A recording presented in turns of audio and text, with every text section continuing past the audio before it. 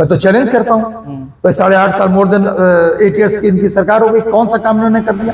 स्वास्थ्य, शिक्षा, रोजगार, महंगाई, दवाई, पढ़ाई, सिंचाई की दिशा में इन्होंने कौन सा काम कर दिया? और पीडीए में जो भी पीड़ित है, दुखित है, अपमानित हो रहा है इस व्यवस्था में, सरकार की व्यवस्था में, हम उसकी आवाज है, समाजवादी पार्टी उसकी आवाज है। पहले लोग कहते थे MY समीकरण, तो अभी MY समीकरण है या कुछ चेंज हो गया, पीडीए हो गया? बिल्कुल। MY का मतलब आप किससे कहना चाह रहे हैं?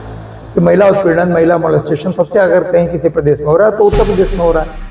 ये तीसरे नंबर की पार्टी है। लेकिन ये कॉन्फिडेंस कहीं ओवर कॉन्फिडेंस में तो तब्दील नहीं हो जाएगा 27 तक? देखिए, इंडिया ब्लॉक में यहाँ पे 43 सीटें जीतने का काम है और Bharatiya Janata party just half पे आगे। तो ये भारतीय जनता पार्टी के लोग जो अति उत्साह में 400 सीटें दे दो, हम संविधान बदल करके आरक्षण खत्म कर देंगे, किसने कहा था? हम लोगों ने तो नहीं कहा था। भाजपा जातिवाद का आरोप लगाती है।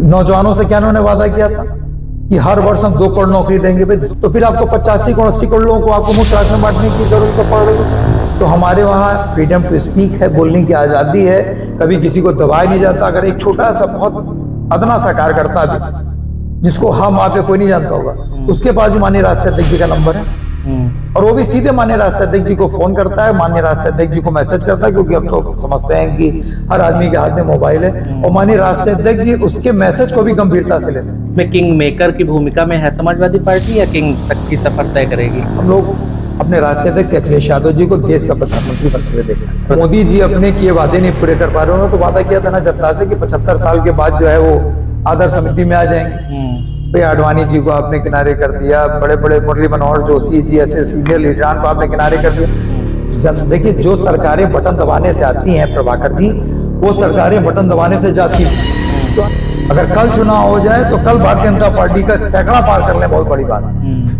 लखनऊ राजधानी है ना, लखनऊ में उत्तर प्रदेश सरकार की निधि से अगर एक भी डेवलपमेंट का काम हुआ तो बता दें। देखिए, चोरी शब्द थोड़ा सा सही नहीं, डकैती की। और जो चुनाव आयोग है ना, जुगाड़ आयोग बना हुआ है भारतीय जनता पार्टी। अयोध्या प्रभु श्री राम की नगरी है, जितने प्रभु श्री राम उनके थे हमारे भी। और तो में आज हमारे मेहमान हैं समाजवादी पार्टी के राष्ट्रीय प्रवक्ता दीपक रंजन जी।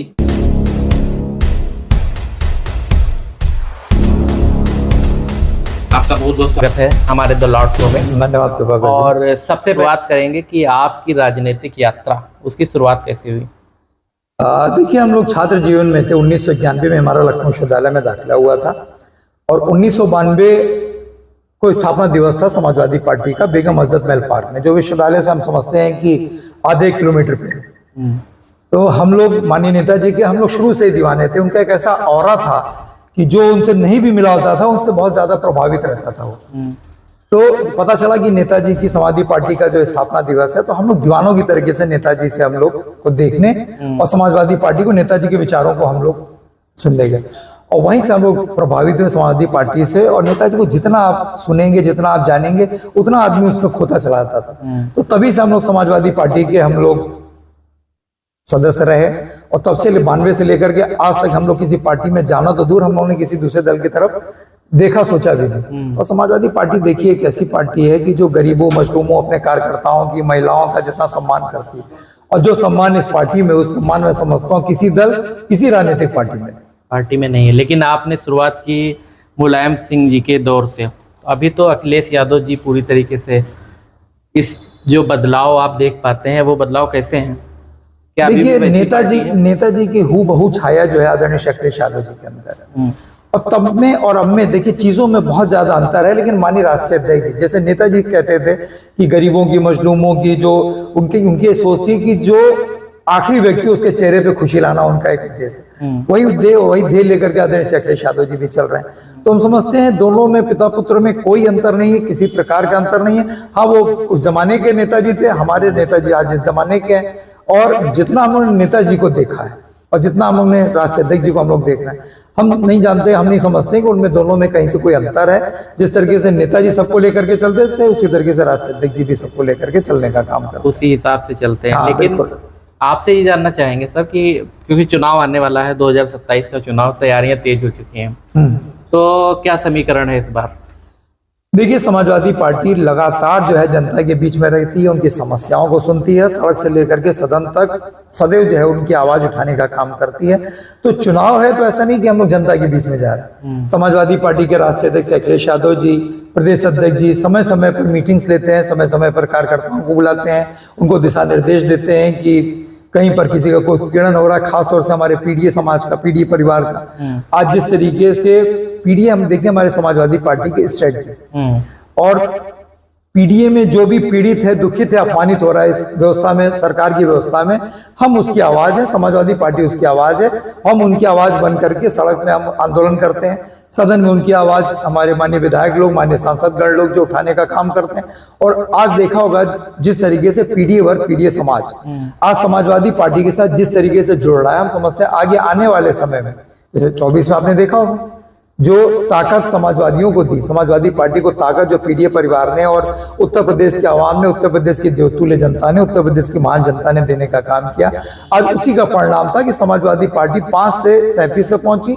और हमारे जो अलायंस पार्टनर थे, कांग्रेस पार्टी से हमारा अलायंस था इंडिया ब्लॉक ने यहाँ पे 43 सीटें जीतने का काम किया और Bharatiya Janata party just half पे आगे। तो ये पीडीए की ताकत है, ये पीडीए का होता है कि पीडीए हम लोग से जिस तरीके से जुड़ी। तो मैं समझता हूं कि भाई 24 के चुनाव खत्म हुए 1 साल हो गया, 1 साल से ज्यादा हो गया, और ये पीडीए परिवार, पीडीए समाज जो है और मजबूती के साथ समाजवादी पार्टी से जुड़ता चला जा रहा है। लेकिन ये जो पीडीए का जो समीकरण रहा, पहले लोग कहते थे एमवाई समीकरण, तो अभी एमवाई समीकरण है या कुछ चेंज हो गया, पीडीए हो गया? बिल्कुल है, एम से महिला, वाई से युवा। एम और महिला युवा दोनों हमारे साथ हैं। एम वाई का मतलब आप किससे कहना चाह रहे हैं?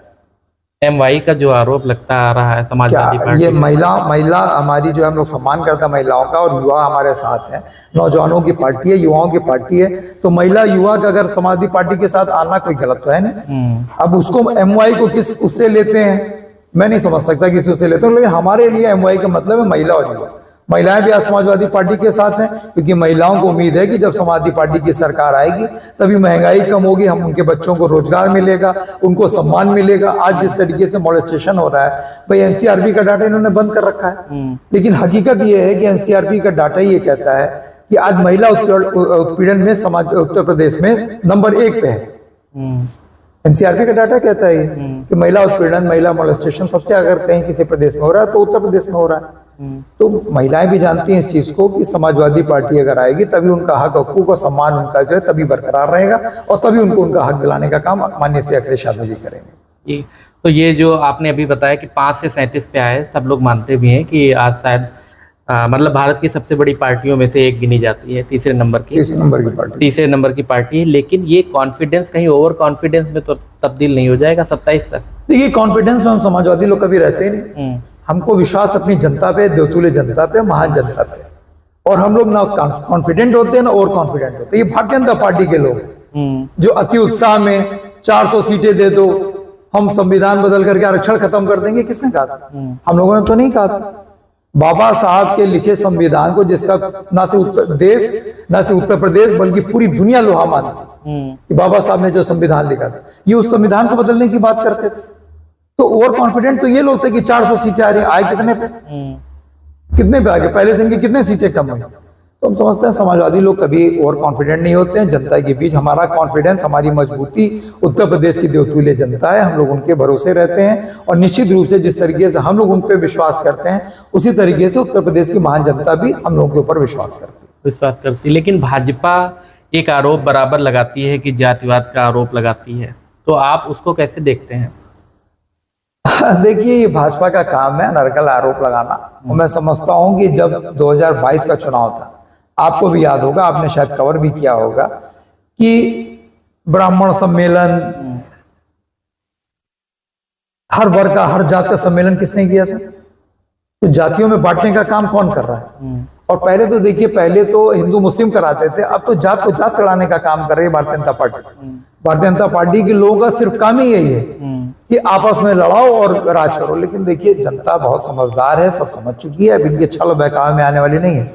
झूठ की हांडी बार बार नहीं चढ़ सकती। 2 बार इन्होंने अपनी हांडी चढ़ा ली, एक बार 2017 में, एक बार 2022 में। अब लोग समझ चुके हैं कि इनके पास सिर्फ बतौलेबाजी है, जुमलेबाजी, इनके पास काम करने के लिए कुछ नहीं। मैं तो चैलेंज करता हूँ, तो 8.5 साल मोर देन 8 ईयर्स की इनकी सरकार हो गई, कौन सा काम इन्होंने कर दिया? स्वास्थ्य, शिक्षा, रोजगार, महंगाई, दवाई, पढ़ाई, सिंचाई की दिशा में इन्होंने कौन सा काम कर दिया? आज की तारीख में भाई मोदी जी जब आए थे 2014 में, अपनी सभाएं जो सजाते थे, नौजवानों से क्या उन्होंने वादा किया था कि हर वर्ष हम 2 करोड़ नौकरी देंगे। भाई 2 करोड़ नौकरी अगर आप देंगे तो 11 साल से ज्यादा आपको हो गया। उस हिसाब से हिंदुस्तान को कम से कम बेरोजगारों को 22 करोड़ नौकरी मिलनी चाहिए। अगर 22 करोड़ लोगों को आपने रोजगार दे दिया होता और एक परिवार से अगर एक नौकरी भी आप देते तो कम से कम 4 लोग 5 लोग आदमी लाभान्वित होता है या उनका खर्चा चलता। तो फिर आपको 85 करोड़ 80 करोड़ लोगों को आपको मुफ्त राशन बांटने की जरूरत क्यों पड़ रही है? इन्होंने कोई वादे अपने पूरे नहीं किए और अब इनके बतौलेबाजी और झूठ में इनके जो है जनता आने वाली नहीं है। और मैंने कहा ना कि झूठ की आंडी बार बार नहीं चढ़ सकती। तो अगर हम सपा की बात करें तो इसमें एक जो नेता हैं अखिलेश यादव जी सबसे बड़ा चेहरा है, सब लोग जानते हैं लगभग। तो इनके अलावा किसी को आप देखते हैं कि कोई बड़ा नेता है? देखिए, समाजवादी पार्टी एक लोकतांत्रिक पार्टी है। हमारी पार्टी में जितना डेमोक्रेसी है, लोकतंत्र है, मैं आपके सामने बैठ करके जो है पॉडकास्ट कर रहा हूँ या आपसे गुफ्तगू कर रहा हूँ, विचार विमर्श कर रहा हूँ, बातचीत कर रहा हूँ, हमको भी ताकत किसने दी? माननीय राष्ट्रीय अध्यक्ष जी ने दी ना। तो हमारे वहाँ फ्रीडम टू स्पीक है, बोलने की आजादी है, कभी किसी को दबाया नहीं जाता। अगर एक छोटा सा बहुत अदना सा कार्यकर्ता भी जिसको हम वहां पे कोई नहीं जानता होगा, उसके पास ही माननीय राष्ट्रीय अध्यक्ष जी का नंबर है और वो भी सीधे माननीय राष्ट्रीय अध्यक्ष जी को फोन करता है, माननीय राष्ट्रीय अध्यक्ष जी को मैसेज करता है, क्योंकि अब तो समझते हैं कि हर आदमी के हाथ में मोबाइल है और माननीय राष्ट्रीय अध्यक्ष जी उसके मैसेज को भी गंभीरता से लेते हैं। कई बार ये उसके मैसेज भी हो सकता है गांव देहात में कुछ ऐसा मामला हो सकता है आप भी वहां ना पहुंच पा रहे हो, हम ना पहुंच पा रहे हो, लेकिन उसने अगर माननीय राष्ट्रीय अध्यक्ष जी को मैसेज किया तो माननीय राष्ट्रीय अध्यक्ष जी अपने एक्स पे, अपने सोशल अकाउंट पे, सोशल मीडिया पे उसको पोस्ट करने का काम करते हैं। तो हमारी पार्टी में जितनी डेमोक्रेसी है, हर आदमी को छूट है और हम समझते हैं कि हर व्यक्ति अपने आप को अखिलेश यादव जी का चेहरा मान करके काम करता है। अच्छा, ये जो इंडिया गठबंधन की अगर हम बात करें तो इसमें किंग मेकर की भूमिका में है समाजवादी पार्टी या किंग तक की सफर तय करेगी? देखिए, आप समाजवादी पार्टी के प्रवक्ता से बात कर रहे हैं। दिन रात सोते उठते जगते बैठते हमारा सिर्फ एक ही हम लोग का सपना हो कह लीजिए, या हम लोग का कि मंशा ऐसी है, या हम लोग ऐसा चाहते हैं कि हम लोग अपने राष्ट्रीय अध्यक्ष अखिलेश यादव जी को देश का प्रधानमंत्री बनते हुए देखना चाहते हैं। प्रधानमंत्री और निश्चित बनेंगे। उनके अंदर पोटेंशियल, उनका विजन जो है, आप देखिए उत्तर प्रदेश में, आप उत्तर प्रदेश में 12 जब समाजवादी पार्टी की सरकार रही है, उत्तर प्रदेश में विकास तभी हुआ। आज की तारीख में उत्तर प्रदेश में विकास डम पड़ा हुआ है, बिल्कुल हो ही नहीं रहा विकास, कहीं आपको दिख ही नहीं रहा है। तो माननीय राष्ट्रीय अध्यक्ष अखिलेश यादव जी का विजन बहुत अच्छा है और हम सब समाजवादियों का सपना है। और हम, मेरा या जितने भी समाजवादी पार्टी कार्यकर्ता या पदाधिकारी हैं, हम सब लोग दिन रात इसीलिए मेहनत करते हैं कि अपने राष्ट्रीय अध्यक्ष अखिलेश यादव जी को देश का प्रधानमंत्री बना सकें। लेकिन अखिलेश यादव जी तो योगी जी को के लिए बोलते हैं कि उनको दिल्ली भेज देंगे। हाल फिलहाल भाई मोदी जी अपने किए वादे नहीं पूरे कर पा रहे। उन्होंने तो वादा किया था ना जनता से कि 75 साल के बाद जो है वो आदर्श समिति में आ जाएंगे। भाई आडवाणी जी को आपने किनारे कर दिया, बड़े बड़े मुरली मनोहर जोशी जी ऐसे सीनियर लीडरान को आपने किनारे कर दिया जो फाउंडर मेंबर थे भारतीय जनता पार्टी के। तो दूसरों के लिए तो आपने उनको कर दिया, तो अपने लिए आप वो चीज क्यों नहीं फॉलो करते हो? तो हम लोग यही कहते हैं, माननीय राष्ट्रीय अध्यक्ष यही कहते हैं कि भाई अब जैसा कि उन्होंने खुद कहा था कि 75 साल में हम इस्तीफा दे देंगे और 75 साल के बाद हम नहीं रहेंगे प्रधानमंत्री, तो योगी जी को भेज दें ना, देखें वहां पे क्या कर सकते हैं क्या नहीं कर सकते हैं। तो अभी 29 तक तो देखिए चुनाव नहीं है ना, तो लेकिन हम समझते हैं कि जिस तरीके से बैसाखी पर यह सरकार टिकी हुई है, किसी भी दिन दाएं बाएं दोनों बाबू में से एक बाबू भी अगर जो उसने बैसाखी खींच ली ना तो धड़ाम से इनकी सरकार गिरेगी और फिर उसके तुरंत बाद जो इंडिया ब्लॉक की सरकार बनेगी।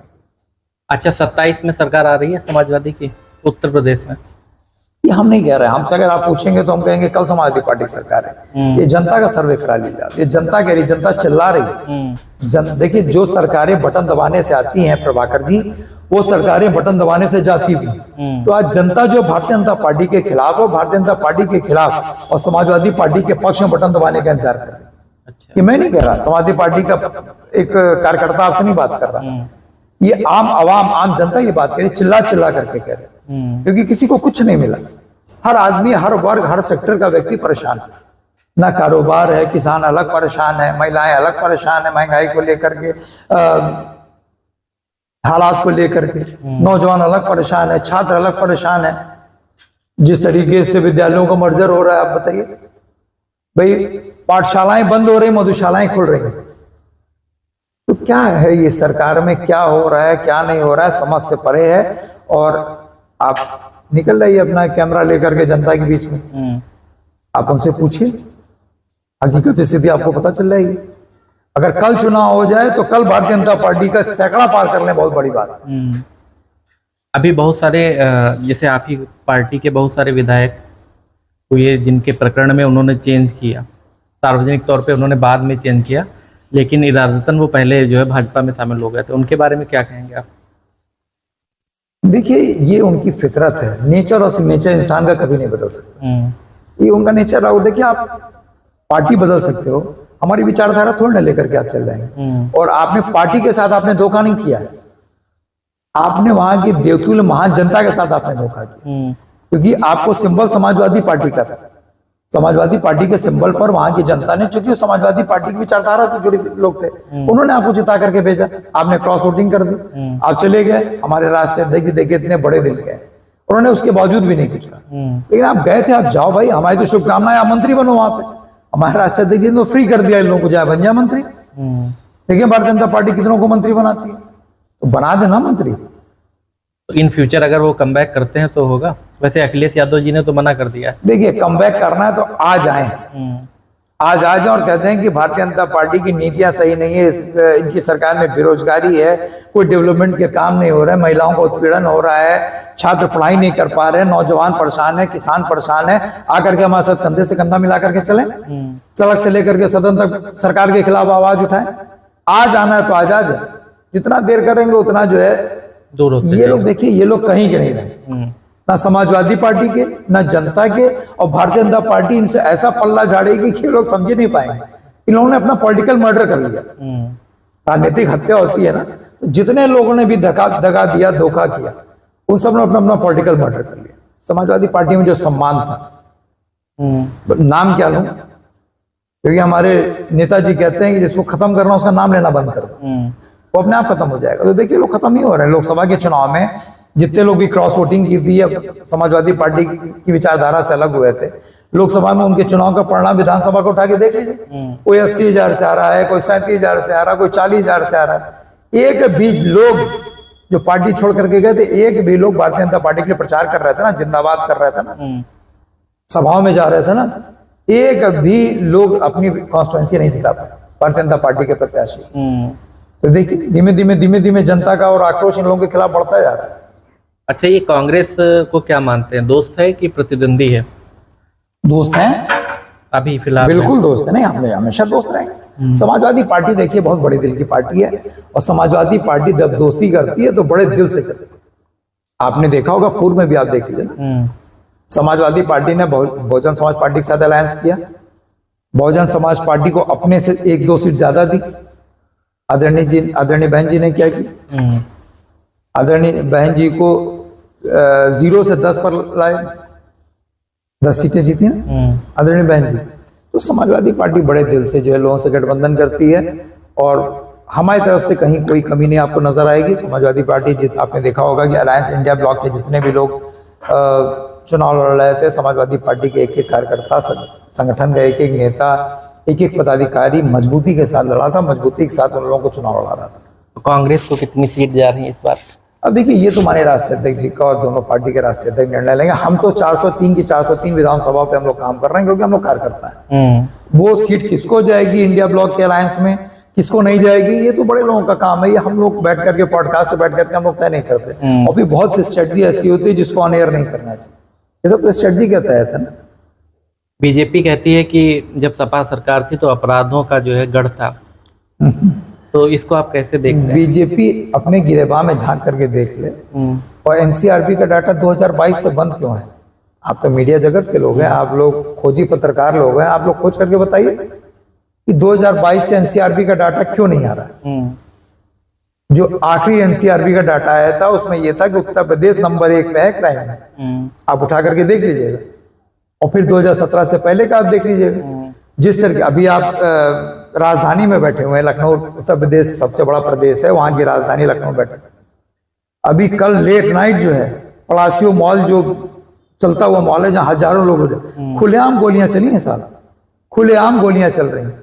आप सोचिए लॉ एंड ऑर्डर कहाँ है, रूल ऑफ लॉ नाम की कोई चीज नहीं रहेगी उत्तर प्रदेश में सरकार में। खुलेआम गोलियां चल रही हैं, किस तरीके से लोग मारे जा रहे हैं। आप गोरखपुर में देख लीजिए, मुंह पर गोली मारी गई नौजवान को।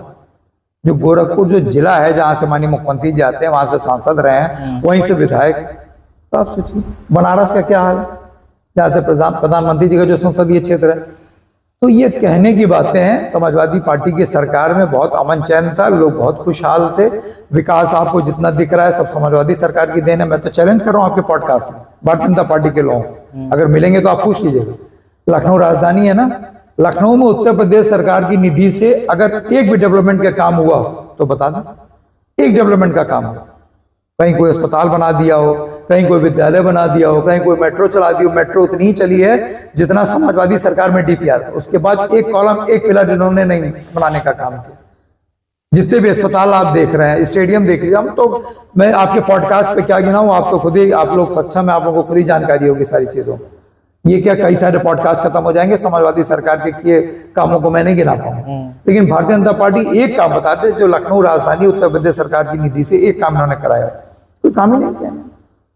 सिर्फ मन सजा करके झूठ बोलना, झूठे झूठे वादे करना लोगों के बीच में जाकर के। तो अब वादों से काम थोड़ा ना चलेगा, काम आपको इम्प्लीमेंट करके दिखाना पड़ेगा। अच्छा, ये वोट चोरी के मुद्दे को आप कैसे देखते हैं समाजवादी पार्टी के राष्ट्रीय प्रवक्ता के रूप में?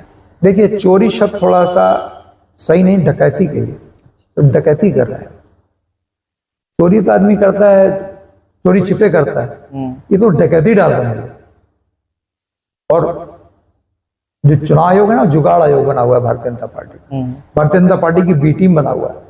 जितना भारतीय जनता पार्टी इनसे कहती है उन्हीं के इशारे पर ये काम कर रहा है। 2022 से हमारा हमने इनको मेल किया, हलफनामा इनको दिया, आज तक एक भी इन्होंने जो है उसका निस्तारण नहीं किया। अच्छा, एक डीएम को अगर इन्होंने कोई जांच बिठा दी हो, इन्होंने कहा कि एक्सक्यूज क्या दिया कि हमको मेल नहीं मिली। अगर मेल मिली नहीं तो उस पर सीन कैसे है, व्यू कैसे है, उस पर रिसीविंग कैसे है, वो सब चीज नहीं छिप सकती ना। फिर आपके डीएम कह रहे हैं 18,000 में आपने कितने लोगों को बताया? सिर्फ 7 लोगों को आपने बताया कि 7 लोगों को मैंने जो उनका नाम काटा। और क्यों काटा? क्योंकि वो लोग मृत पाए गए। अगर मृत पाए गए तो उनका डेथ सर्टिफिकेट कहाँ है? आप डेथ सर्टिफिकेट दिखाइए। तो देखिए, अब भारतीय जनता पार्टी वोट से नहीं खोट से चुनाव में आना चाहती है, खोट से चुनाव जीतना चाहती है, क्योंकि उनको जो उनकी इंटेल की रिपोर्ट है ना, उसने इनको बता दिया है कि आप बुरी तरीके से हार रहे हो। तो ऐसी वैसी हार नहीं हो रही भारतीय जनता पार्टी की। हम बोल रहे हैं ना, सैकड़ा पार कर लेने लोग बहुत बड़ी बात है उत्तर प्रदेश में। उत्तर प्रदेश में 100 विधायक इनके जीत जाए तो बहुत बड़ी बात है। 100 में बहुत ज्यादा बता दी। तो अब ये वोट से नहीं, अभी खोट से जाना चाहते हैं कि लोगों का वोट कटवा के एक एक घर में आपने देखा होगा, एक एक फ्लैट में 40-40, 50-50 वोटर बने हुए हैं। कैसे बन गए? एक आप बताइए, जहां पे 1200, 1500, 2000 स्क्वायर फीट का फ्लैट हो, वहां पे 42-42 वोट बने हुए। तो अभी त्रिस्तरीय पंचायत का चुनाव आ रहा है ना, प्रधान के उसका अगर एक वोट आप काट करके दिखा दीजिए, जो कहिएगा मैं हार जाऊं। तो मतदाता सूची तो पार्टी के बूथ एजेंट वगैरह रहते हैं, पहले हमारे काम कर रहे हैं ना, तभी तो हम लोग पकड़ पा रहे हैं। क्योंकि कल हमने एक नेता का पॉडकास्ट किया तो उन्होंने यही बताया कि उनके पास कार्यकर्ता नहीं है जो लिस्ट को देख सकें समाजवादी और कांग्रेस के पास में। नहीं, ऐसा नहीं। हमारे देखिए, बीएलए हमारे बूथ लेवल एजेंट हमारे हर उस पे जा रहे हैं, और बीएलए के जब चुनाव आयोग हमसे डाटा मांगेगा तो हम तुरंत उसको प्रोवाइड भी कराने का काम करेंगे। और बीएलए हम लोग को आगे पता कैसे चला? 18,000 जो हमारे जो नाम कटे थे 2022 के चुनाव में, बीएलए के माध्यम से तो पता चला।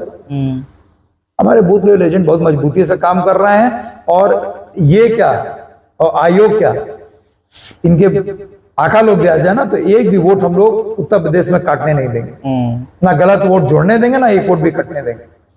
और फिर प्रधानी का चुनाव जाता है ना, आप ये जो त्रिस्तरीय पंचायत के चुनाव आएगा ना, प्रधान होता है इतने सजग होते हैं, हम लोग इन्हीं से रिपोर्ट ले लेंगे अगर एक भी वोट काट करके दिखाएं। क्योंकि उनके पास जो प्रधानी का चुनाव होता है ना, वो कहने को बहुत छोटा चुनाव होता है, लेकिन उससे बड़ा कोई चुनाव नहीं। उनको एक एक घर का, एक एक मोहल्ले का, एक एक परिवार का उनको मालूम होता है कि इस परिवार में कितने वोट हैं। अगर कहीं कोई काम धाम करने कोई बम्बई गया, कोई दिल्ली गया है और प्रधानी का चुनाव था, तो वो भी आता है वोट डालने। चाहे उसको अपने खर्चे बर्चे से बुलाएं प्रधान जी बुलाते या प्रत्याशी जैसे भी बुलाएं, तो कैसे काट के दिखा देंगे, कैसे काट देंगे किसी का? कोई काट वोट नहीं पाएंगे, इनकी हिम्मत नहीं है कि चुनाव कोई काट दें या कुछ कर दें, क्योंकि ये उत्तर प्रदेश है। उत्तर प्रदेश से, तो उत्तर प्रदेश में भाजपा सरकार को कितने नंबर देंगे आप 10 में से?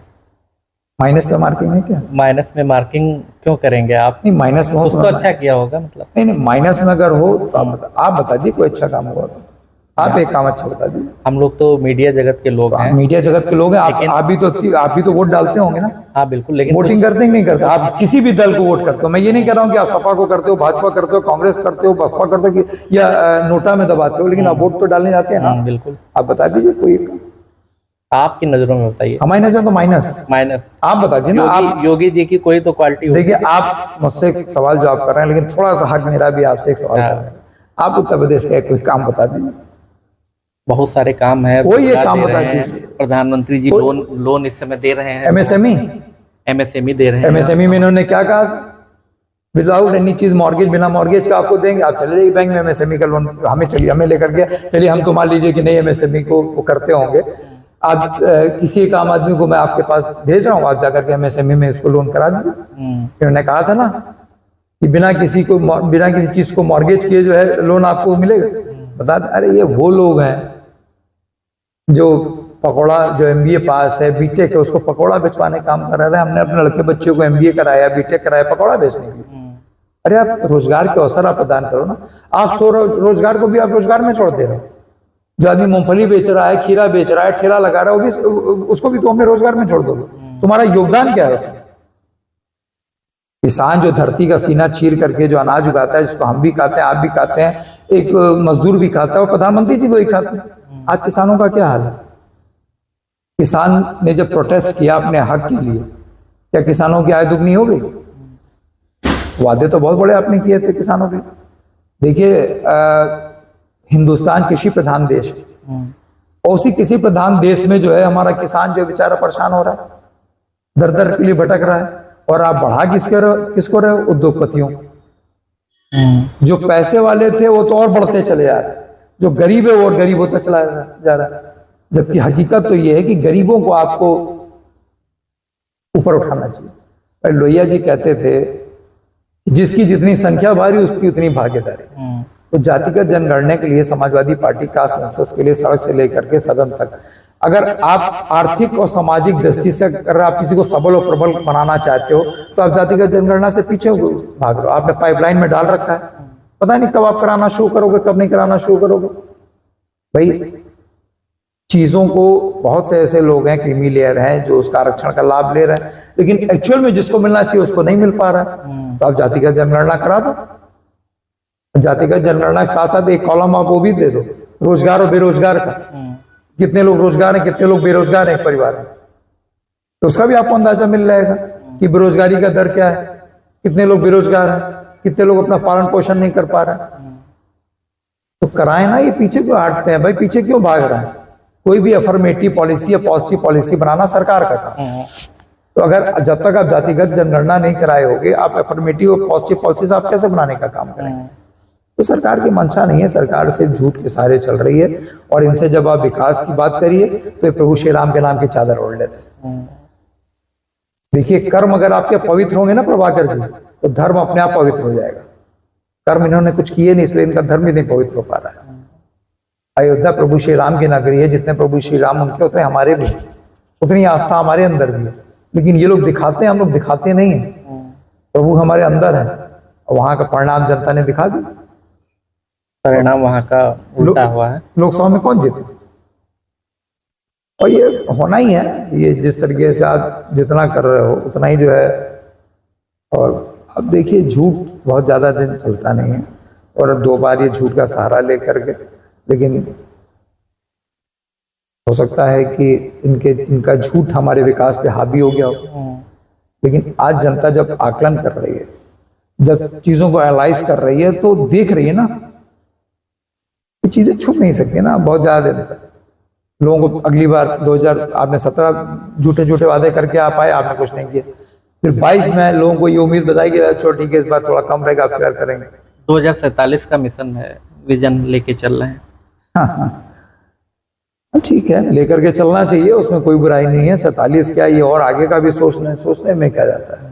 अभी 27 में परिणाम इनके सामने आएगा। जो विजन ये लेकर के चल रहे हो 27 से 32 के बीच में ही पूरा कर देंगे, फिर आगे हम और दूसरा लेकर के विजन चलेंगे। क्योंकि हमारा राष्ट्रीय अध्यक्ष अखिलेश यादव जी का विजन जो है, उनकी सोच, आप काम देख लीजिए ना। अब हम इसीलिए तो बोल रहे हैं कि हो सकता है कि हमारा काम उनके झूठ पर, उनका झूठ हावी हो गया। जिस तरीके से उन्होंने लोगों को लगा डबल इंजन, डबल इंजन के साथ साथ ट्रिपल इंजन भी जुड़ गया, कई सारे मेयर भी इनके हैं। लेकिन ये इंजन पहले टकरा रहे थे, अब दोनों आमने सामने टकरा रहे हैं। अब तो बोगियां भी टकरा रही हैं, अधिकारी आपस में टकरा रहे हैं। सेंट्रल और स्टेट का क्या हाल है आप देखिए। तो इसका भुगतान किसको, भुगतना किसको पड़ रहा है? उत्तर प्रदेश की जनता को। लड़ आप रहे हो, बीच में कभी हो रहा है डिप्टी सीएम हटाए जा रहे हैं, डिप्टी सीएम भाग के दिल्ली चले आ रहे हैं, फिर वो यहाँ से आ रहे हैं तो चीफ मिनिस्टर दिल्ली चले आ रहे हैं अपना नंबर बढ़ाने के लिए। अनाप शनाप ये लोग बयानबाजी देते हैं, अनर्गल बयानबाजी देते हैं, हिंदू मुस्लिम कराने काम करते हैं, अपना नंबर बढ़ाने के लिए लगे रहते हैं। लेकिन कुछ होना नहीं। फिर बीच में हुआ कि मुख्यमंत्री जी हटने वाले हैं, फिर ये हुआ केंद्र में जाने वाले हैं। तो आप बताइए, तो आखिर ऐसी बातें आती कहाँ से? तो मीडिया की बातें होती है, मीडिया में ही चीज़ें निकल करके आती हैं कि चीफ मिनिस्टर साहब हटाए जा रहे हैं, उनकी जगह फलाने आ रहे हैं, उनकी जगह ये आ रहा है, वो केंद्र जा रहे हैं, सेंट्रल में मिनिस्टर होने जा रहा है, तो ये मुख्यमंत्री बनने जा रहा है। अब बताइए, तो आपस में इंजन आपस में टक्कर, अधिकारी आपस में बटे हुए हैं, वो बेचारे परेशान हैं।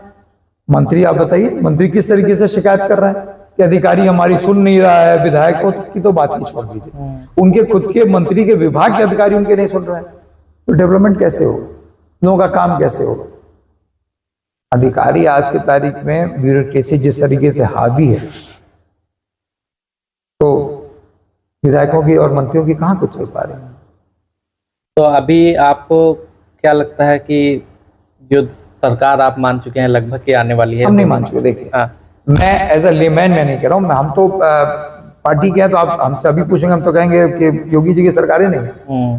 तो आप जनता से पूछिए, आप उत्तर प्रदेश की महान जनता के बीच में जाइए और उनसे पूछिए, वो आपको बता देगा। वो चिल्ला चिल्ला करके कह रहे हैं कि भाजपा हटाओ, सपा लाओ। ये हम लोग नहीं कर रहे, हम लोग तो लोग सड़क पर रहते हैं ना, लोगों के बीच में रहते हैं, लोगों के जाते रहते हैं हम लोग। आम आदमी जो आता है वो कहता है कि भैया आपके पास सरकार किसी तरीके से ले आई, क्योंकि बहुत आजीज आ गए, बहुत तंग आ गए सरकार से। चलिए, तो हुई चुनाव की बात। अब आपसे जानना चाहेंगे कि कैसी लाइफस्टाइल है राष्ट्रीय प्रवक्ता के रूप में आपकी?